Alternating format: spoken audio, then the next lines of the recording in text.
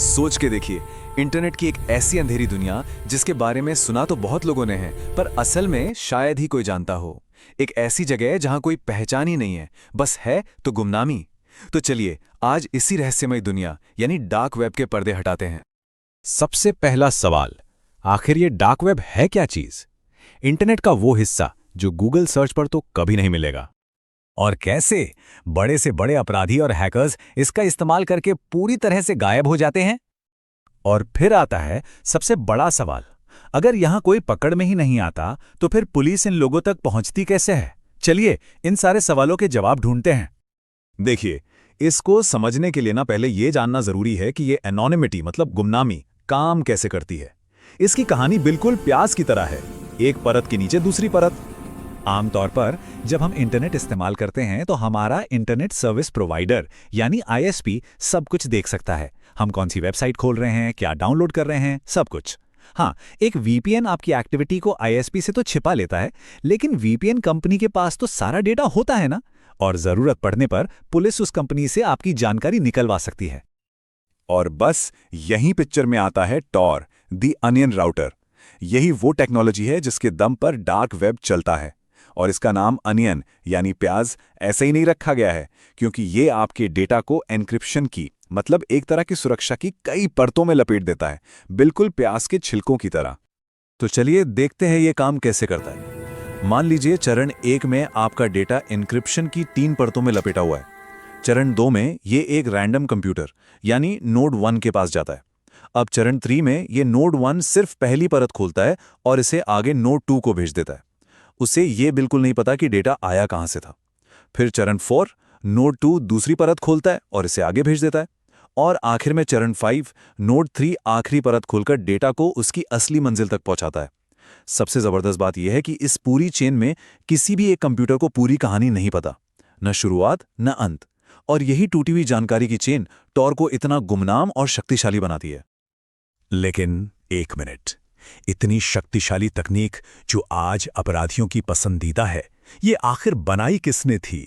इसका जवाब यकीन मानिए आपको हैरान कर देगा। जी हां, इसको बनाने वाली थी अमेरिकी सरकार। 1990 के दशक में अमेरिकी नौसेना ने इसे अपने जासूसों को दूसरे देशों की निगरानी से बचाने के लिए बनाया था, और बाद में इसे पब्लिक के लिए ओपन सोर्स कर दिया गया। पता है क्यों? ताकि उनके एजेंट्स आम पब्लिक की भीड़ में आसानी से घुल मिल सकें और उन्हें ढूंढना नामुमकिन हो जाए। लेकिन जैसा अक्सर होता है, जासूसों के लिए बनाया गया ये टूल बहुत जल्द दुनिया के सबसे बड़े ऑनलाइन आपराधिक बाजारों का हथियार बन गया। और इस कहानी की शुरुआत होती है सिल्क रोड से। ये डार्क वेब का पहला और उस वक्त का सबसे बड़ा आधुनिक बाजार था। और इसके पीछे था 26 साल का एक लड़का, रॉस उल्ब्रिच, जो ऑनलाइन दुनिया में खुद को ड्रेड पायरेट रॉबर्ट्स कहता था। और यही उल्ब्रिच ने एक ऐसी गलती कर दी जो उस पर बहुत भारी पड़ी। अपनी वेबसाइट को प्रमोट करने के लिए उसने शुरुआत में एक फोरम पर पोस्ट किया, और उस पोस्ट में अनजाने में अपने असली नाम से जुड़ी एक जानकारी छोड़ दी। बस एफबीआई को अपनी पहली लीड मिल चुकी थी। एफबीआई ने 2 साल तक जांच की, और फिर 1 अक्टूबर 2013 सैन फ्रांसिस्को की एक पब्लिक लाइब्रेरी, रॉस अपने लैपटॉप पर सिल्क रोड के एडमिन पैनल में लॉगिन था। तभी एफबीआई एजेंट्स ने एक छोटा सा ड्रामा किया, उसका ध्यान भटकाया और पलक झपकते ही उसका खुला हुआ लैपटॉप अपने कब्जे में ले लिया। रॉस रंगे हाथों पकड़ा गया, सजा उम्र कैद। लेकिन सिल्क रोड के बंद होने से समस्या खत्म नहीं हुई। उसकी जगह लेने के लिए एक नया और भी बड़ा प्लेयर आ गया, अल्फाबे। इसे भी एक 26 साल के कनाडाई लड़के अलेक्जेंडर केज ने बनाया था। और ये चार्ट साफ दिखाता है कि समस्या कितनी बड़ी हो चुकी थी। अल्फाबे सिल्क रोड से लगभग 10 गुना बड़ा बाजार था। तो इतने बड़े बाजार का भंडाफोड़ कैसे हुआ? यहां भी गलती छोटी ही थी। जांचकर्ताओं ने एक क्रिप्टो ट्रांजैक्शन को अलेक्जेंडर केज तक ट्रेस कर लिया।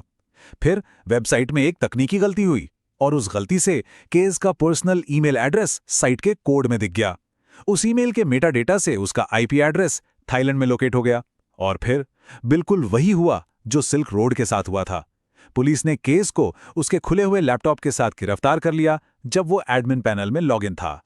ये सिल्क रोड और अल्फाबे की कहानियां सिर्फ विदेश की नहीं हैं, इनका असर पूरी दुनिया पर पड़ा, और अब ये चुनौती भारत के दरवाजे पर भी दस्तक दे रही है। तो चलिए अब देखते हैं कि भारत में इसको लेकर क्या हो रहा है। रिपोर्ट्स बताती हैं कि 2020 के लॉकडाउन के बाद से भारत में डार्क वेब का इस्तेमाल काफी तेजी से बढ़ा है। इसकी दो बड़ी वजह हैं, एक तो क्रिप्टोकरेंसी में बढ़ती रुचि और दूसरा हैकिंग। हाँ, हमारी एजेंसियां जैसे सर्ट इन, NIA और CBI इन गतिविधियों पर लगातार नजर बनाए हुए हैं। तो इस बढ़ते खतरे से निपटने के लिए कुछ समाधान भी सुझाए गए हैं, जैसे एक खास डार्क वेब मॉनिटरिंग सेल बनाना, सभी क्रिप्टो वॉलेट के लिए KYC अनिवार्य करना, इंटरपोल और FBI जैसी अंतर्राष्ट्रीय एजेंसियों के साथ मिलकर काम करना और एक ऐसा प्लेटफॉर्म बनाना जहां आम लोग भी गुमनाम रहकर अवैध गतिविधि की रिपोर्ट कर सकें। मतलब बात यह है कि अब सिर्फ प्रतिक्रिया देने से काम नहीं चलेगा, एक सक्रिय रणनीति की जरूरत है। तो अब हम आते हैं इस पूरी कहानी के सबसे अहम पहलू पर। ये समझना बहुत जरूरी है कि डार्क वेब एक दो-धारी तलवार है। ये आज़ादी और अराजकता के बीच की एक बहुत ही बारीक लाइन पर चलता है। एक तरफ तो ये गुमनामी उन विसल ब्लोअर्स, पत्रकारों और कार्यकर्ताओं के लिए एक जरूरी हथियार है जो शक्तिशाली शासनों के खिलाफ आवाज उठाते हैं।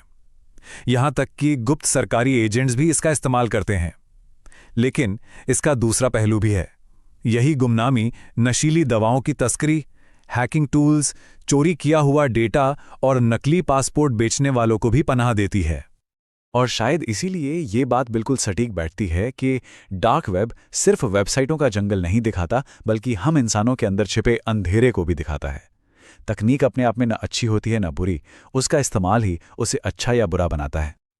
और ये सब हमें आखिर में एक बहुत बड़े सवाल पर लाके छोड़ देता है, क्या सुरक्षा के लिए ऐसी तकनीक पर पूरी तरह से पाबंदी लगा देनी चाहिए, या फिर अभिव्यक्ति की आज़ादी को बचाने के लिए इसकी रक्षा करना जरूरी है? इसका कोई आसान जवाब नहीं है और इस पर सोचने की जरूरत हम सबको है।